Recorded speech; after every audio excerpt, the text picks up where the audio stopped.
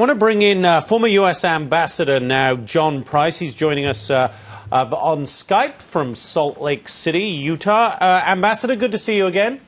Yes, good morning, Jonathan. Ambassador, a few people know this region of the world as well as you do, but I would think even for somebody who knows the threats, the dangers in this part of the world, this was a pretty shocking attack to wake up and hear about on Saturday morning. Yes, I would agree with that, except that the mall itself had been under surveillance for quite some time, and so the attack, although a surprise, is something that we will see more of. When you say under surveillance, Ambassador, you mean it had been under we know it had been under surveillance by these terrorists? No, by Al-Qaeda-linked terrorists in Kenya, and they've been there for a long time.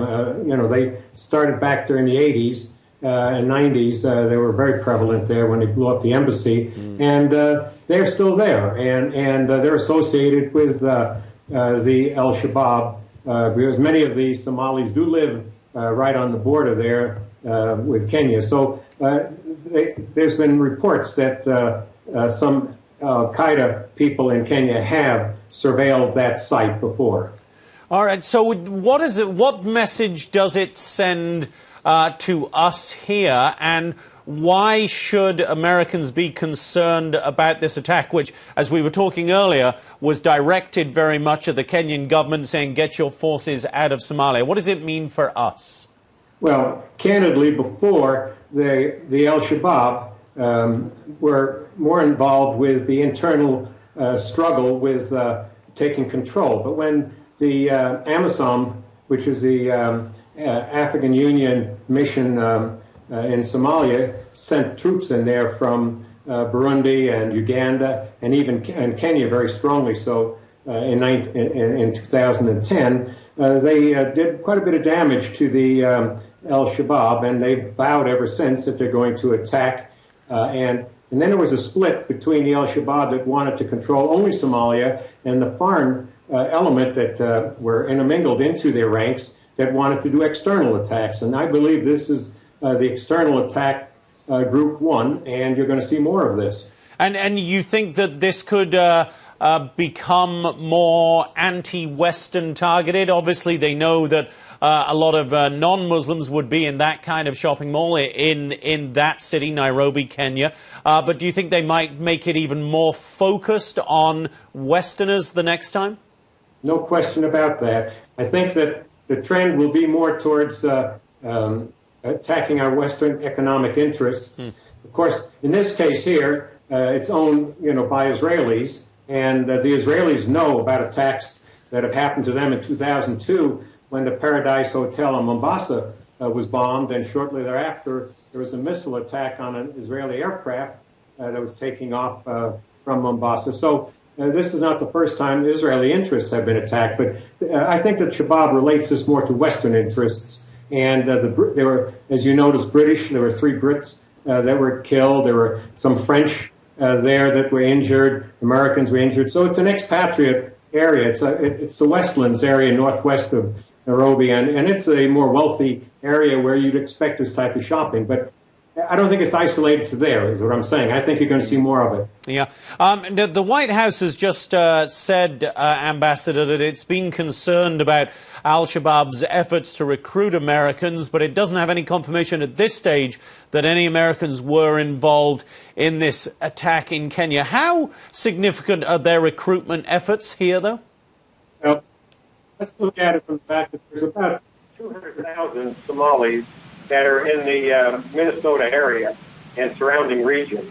And it's been known that a number of them, especially teenagers, went back to Somalia. I was in Somalia a few months ago, actually in April, and I witnessed, and talking to some of the people, that some of their relatives have come back and joined the Al-Shabaab. And so it's not unusual to now find that out. But candidly, I'd say it's hundreds. Although we don't want to admit that, I believe it's hundreds from what I learned when I was in Somalia. And so How many of those are involved in this attack, I cannot speak to, but there were upwards of 10, 12 in this attack. I wouldn't be surprised if there was an element from the U.S. Ambassador, it seems to me that we can sometimes be a little alarmist about these groups. When something happens in Yemen, we talk about the strength of al-Qaeda in the Arabian Peninsula. Then we get the attack that we saw on the oil and gas facility in Algeria, and we start talking about the strength of al-Qaeda in the Islamic Maghreb. Now we're talking about the strength of al-Shabaab down in the Kenya, Somalia area. Do we overplay this and overreact each time, or are all of these groups growing in strength? Well, going back just a few years ago to Libya, when we took out Colonel Gaddafi, a lot of those arms went into the Sahel area from the west all the way to the east, and so it started in Mali, which of course the Islamists took over, and then the Boko Haram was in there helping them.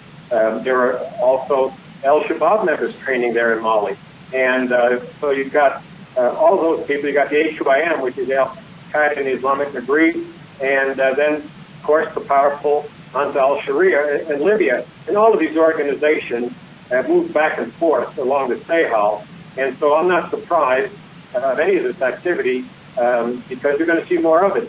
Very active in Nigeria. The Boko Haram recently has created tremendous instability there, and the HUIM is the ones that were, of course, in Algeria, and al-Qaeda in the Arabian Peninsula you're going to hear more of because they're involved with the al-Nusra Front group in Syria. So this is only the beginning, and you're going to see more al-Shabaab moving around. It's just not going to be internal in Somalia. They're going to help and support the other al-Qaeda-linked units.